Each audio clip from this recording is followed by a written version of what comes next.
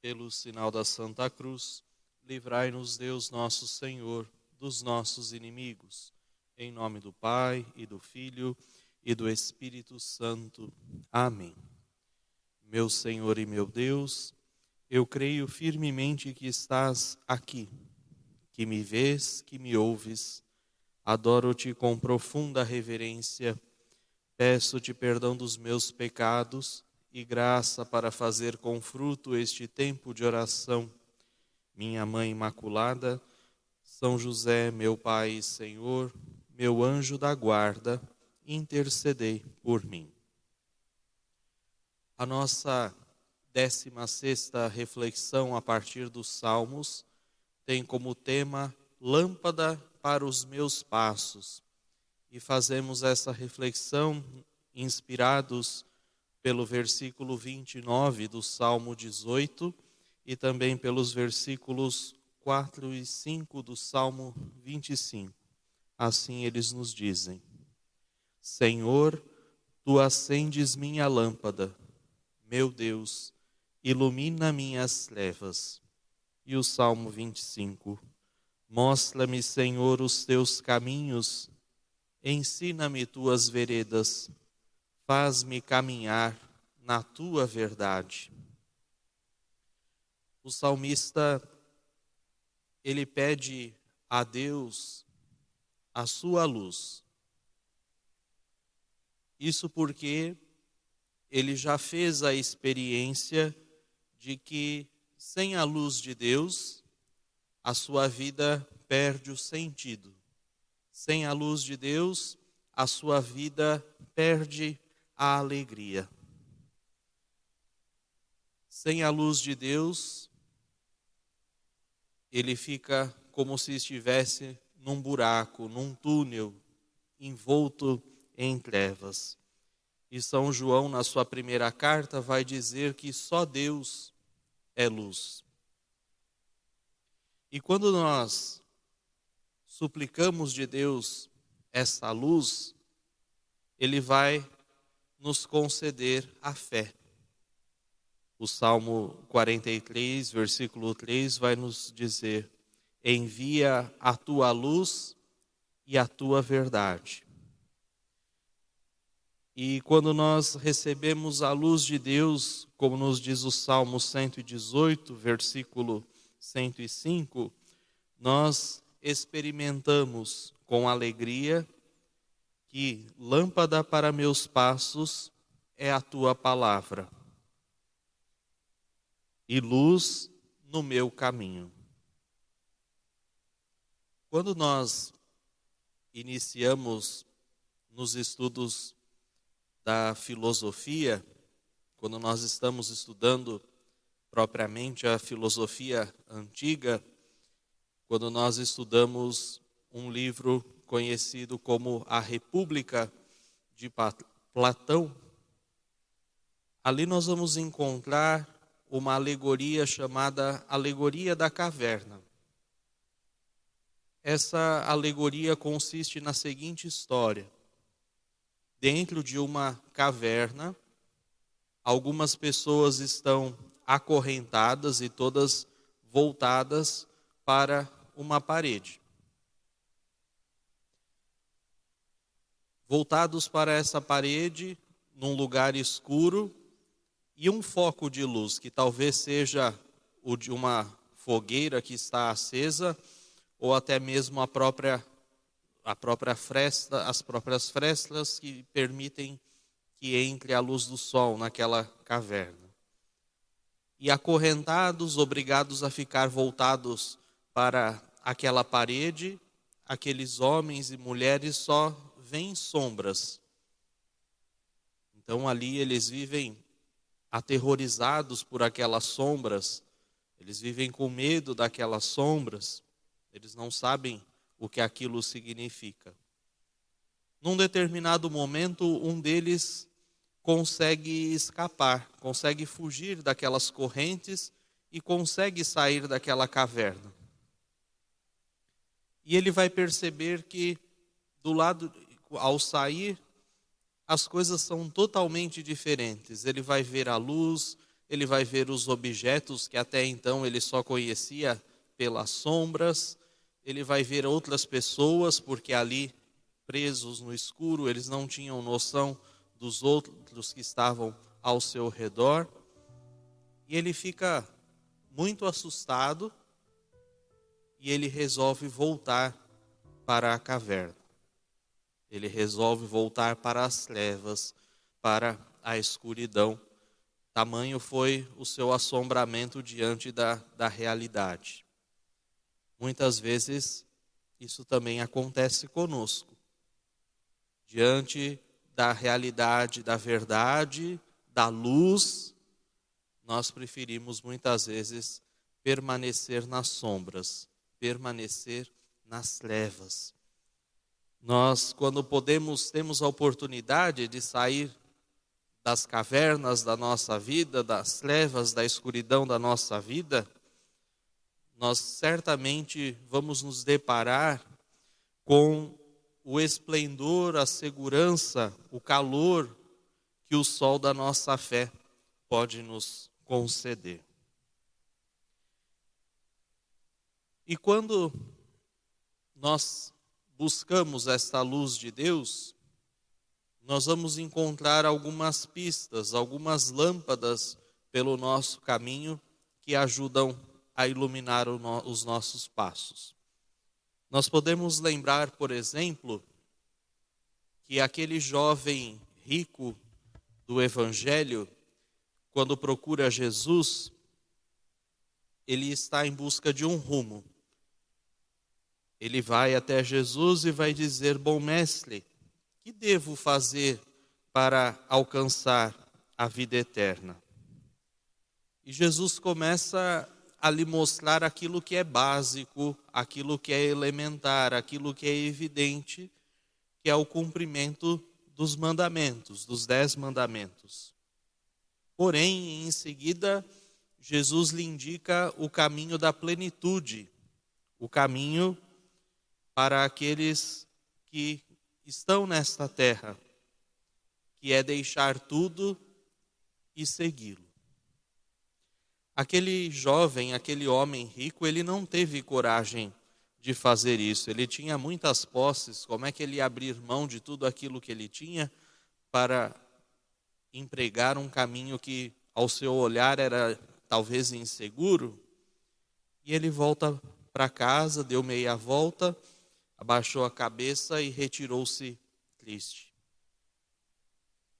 No começo da sua pregação, se nós nos lembrarmos, Jesus vai dizer que ele não veio para revogar a lei, não veio para revogar os profetas, mas para dar a eles pleno cumprimento. Esse pleno cumprimento que Jesus promete, nada mais é do que elevar os ensinamentos dos profetas, do que elevar a lei ao nível do amor, ao amor semelhante àquele que ele sente por nós, ao amor que Cristo tem por nós. Esta deve ser a medida do nosso amor, o amor segundo o amor de Cristo, um amor sem limites. Então, quando Jesus ele eleva os mandamentos, as leis, ao nível do amor, nós vamos ver, por exemplo, que não basta simplesmente não matar, como nos diz o mandamento, mas é preciso que desse mandamento decorra que a gente, por exemplo, não se irrite, que a gente não insulte, que a gente não ofenda as pessoas, que a gente não use da nossa palavra para matar o outro, para matar o nosso próximo. Depois, em relação ao 6º e ao 9º mandamento, que eles se referem à questão do adultério, Jesus, ao elevar ao amor, ele vai nos dizer que não basta simplesmente deixar de cumprir aquele ato, mas também é preciso cortar a nossa infidelidade, é preciso cortar os maus desejos, as más inclinações, as más intenções pela raiz. Isso tudo nós vamos ver no capítulo 5 do Evangelho de São Mateus. E através dessa reflexão nós podemos nos perguntar: será que nós já descobrimos a beleza das luzes que estão no nosso caminho cristão? Será que a gente já se deu conta do apelo que Jesus nos faz no seu Evangelho, lá no Evangelho de João, capítulo 8, quando ele nos recorda: eu sou a luz do mundo, aquele que me segue não andará nas trevas, mas terá a luz da vida. Se nós queremos ter a luz da vida, nós devemos seguir o caminho, os passos que Jesus nos aponta, baseados no seu amor por nós. Em 2013, quando o Papa Francisco esteve no Brasil, na Jornada Mundial da Juventude, ele, comentando a parábola do semeador, ele disse aos jovens que ali estavam: quando aceitamos a palavra de Deus, então somos o campo da fé. Por favor, deixem que Cristo e sua palavra entrem em sua vida. Deixem entrar a semente da palavra de Deus. Deixem que germine. Deixem que cresça. Deus faz tudo, mas vocês deixem-no fazer. Deixem que Ele trabalhe nesse crescimento. Então, a partir desta fala do Santo Padre, nós podemos destacar duas expressões muito fortes também que nos ajudam na nossa caminhada. O Papa diz: deixem que Cristo e a sua palavra entrem em sua vida. Será que nós abrimos o nosso coração? Será que nós abrimos a nossa mente? Será que nós abrimos a nossa vida para que Cristo possa entrar? Será que nós que estamos aqui no santuário, será que nós que cumprimos os sacramentos da igreja, será que nós que frequentamos a igreja, nós que rezamos, será que nós deixamos Cristo entrar na nossa vida? Será que nós abrimos as portas do nosso coração para que Ele possa entrar? O Papa dirigia essa palavra aos mais jovens, mas nós também, que não somos tão jovens, ou que somos menos jovens, será que todos os dias a gente lê, medita algum trecho do Evangelho, do Novo Testamento? Basta que a gente olhe ao nosso redor e nós vamos perceber o enorme dano que causa ao mundo, que causa à nossa sociedade, a ignorância a respeito do Evangelho, a ignorância a respeito do cristianismo, a respeito da nossa fé cristã. Basta a gente olhar, não precisa olhar muito, e a gente vai perceber o grave dano que essa ignorância do cristianismo, da fé, do Evangelho, está causando na nossa sociedade, nos diversos ambientes onde nós estamos. E a gente não pode fazer como aqueles homens da alegoria da caverna de Platão, que preferiram se instalar nas sombras, na escuridão, do que contemplar a luz, do que sair para a luz. Depois o Papa Francisco também vai dizer: deixem que germine a palavra de Deus. A palavra de Deus, assim como uma planta, ela só vai germinar no nosso coração se nós cultivarmos, se nós adubarmos, se nós regarmos. E como é que nós fazemos isso? Através do estudo da palavra de Deus, através da meditação da palavra de Deus, mas principalmente quando nós nos esforçamos para que ela possa se encarnar na nossa vida diária, no nosso cotidiano. É desta forma que nós germinamos com mais plenitude a palavra de Deus. E quando é que nós percebemos que a palavra de Deus está sendo germinada em nós, que ela está crescendo no nosso coração? Não só quando nós conhecemos a doutrina, não só quando nós conhecemos de cor os versículos da palavra, as passagens bíblicas, as histórias do Evangelho, não.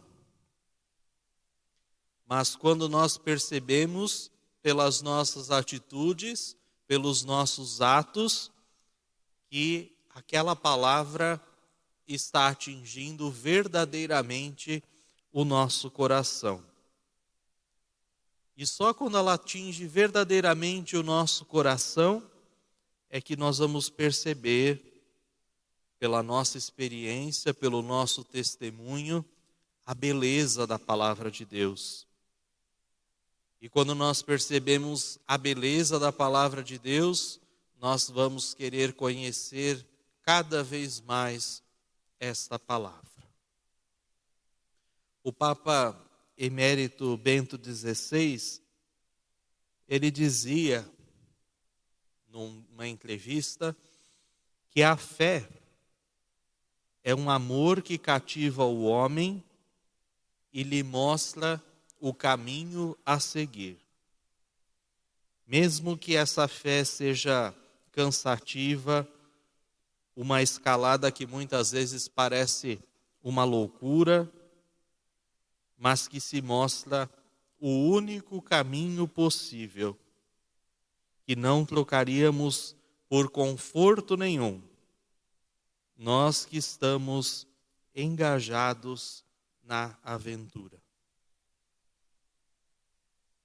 A luz de Deus na nossa vida, muitas vezes vai nos mostrar caminhos, direções, que aos nossos olhos limitados e humanos não parecem ser os caminhos que nós desejamos seguir, que nós queremos seguir. Muitas e muitas vezes nós vamos rejeitar essa luz de Deus na nossa vida. Muitas e muitas vezes nós vamos reclamar dos obstáculos, das dificuldades, dos problemas que nós vamos encontrar por trilhar o caminho de Deus. O caminho de Deus nem sempre, ou quase nunca, é o mais fácil, é o mais simples. Se as coisas acontecem muito fácil, se nós encontramos muitas facilidades, é porque algo não está bom. Algo está fora do comum. Basta nós olharmos o caminho de Jesus para empregar a sua missão, para converter os corações, para implantar o reino de Deus. Quantas dificuldades, quantos empecilhos, quantas perseguições. Às vezes a gente se dói porque alguém não gosta da gente, porque alguém está atrapalhando o nosso caminho, porque a cruz está muito pesada. Basta que a gente olhe o caminho de Jesus. Se olharmos o caminho de Jesus, nós vamos ver que todo o nosso sofrimento, toda a nossa perseguição, toda a nossa dificuldade, as coisas que não dão certo e a gente precisa fazer de novo, não são nada. Não são nada. Por isso, confiemos na luz de Deus. Confiemos na sua palavra. Confiemos no caminho que muitas vezes nos parece uma loucura, que nós temos dificuldade em cumprir, em realizar, porque está muito distante do mundo. Confiemos na luz de Deus. Por fim, o Papa Francisco ainda dizia: deixem que a palavra de Deus cresça. Cresce em nós a palavra de Deus quando nós a alimentamos, assim como eu dizia, como a semente plantada na nossa alma. E qual é a forma de nós cultivarmos as sementes da palavra de Deus na nossa vida? O melhor alimento que nós podemos oferecer à nossa vida para que ela cresça juntamente com a palavra de Deus são os sacramentos. A Eucaristia, a confissão, são sacramentos que nos ajudam a alimentar os frutos da palavra de Deus, fazer com que os frutos da palavra amadureçam na nossa vida. Sem os sacramentos, sem estes sinais de Deus na nossa vida, os frutos da palavra vão apodrecendo, vão definhando, vão estragando antes mesmo que amadureçam. Por isso é a importância de cultivar em nós os sacramentos, e todos os sacramentos, todos, não somente aqueles que nos convêm mais. Eu quero o batismo, a Eucaristia e a crisma, tá bom, eu não preciso mais dos outros. Todos precisamos dos sacramentos. Sejam os sacramentos de iniciação, o batismo, a Eucaristia, a confirmação, sejam os sacramentos de cura, a unção dos enfermos, a confissão, tão importante para a cura das nossas almas, sejam os sacramentos de serviço. Todos nós somos chamados a uma vocação e esses sacramentos aprimoram a nossa vocação. O sacramento da ordem, o sacramento do matrimônio, são sacramentos que nos colocam a serviço do reino de Deus. Então, a importância dos sacramentos para alimentar a palavra de Deus que está plantada no nosso coração. Outras formas de cultivar a palavra de Deus, através da nossa oração, seja ela individual, mas principalmente a comunitária. Quando nós nos reunimos em comunidade, como estamos fazendo hoje, nós cultivamos a semente da palavra de Deus. Seja também no cumprimento dos nossos deveres cotidianos, nos deveres do dia a dia, fazendo tudo com amor, não só amor a Deus, mas também amor aos nossos irmãos. Desta forma, a palavra de Deus será lâmpada para os nossos passos, luz para o nosso caminho. Que o Senhor nos ajude hoje e sempre. Amém.